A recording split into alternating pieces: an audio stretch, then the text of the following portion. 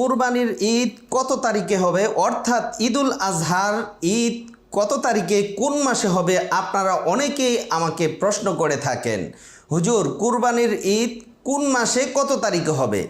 আসুন আমরা জেনে নেই কোরবানির ঈদ কোন মাসে কত তারিখে হবে 2025 সালে।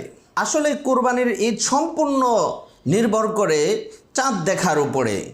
চাঁদ দেখার উপরে সম্পূর্ণ নির্ভর করে। তবে 2025 সালে জুন মাসের 7 অথবা 8 তারিখে কোরবানির ঈদ হওয়ার সম্ভাবনা রয়েছে। সম্পূর্ণটাই নির্ভর করবে চাঁদ দেখার উপর। চাঁদ দেখার উপর নির্ভর করবে। তবে সৌদি আরব গবেষণায় দেখা গিয়েছে জুন মাসের 6 তারিখে কোরবানির ঈদ হওয়ার সম্ভাবনা রয়েছে এবং বাংলাদেশে সেই অনুপাতে কোরবানির ঈদ জুন মাসের 7 তারিখে হওয়ার সম্ভাবনা রয়েছে বেশি।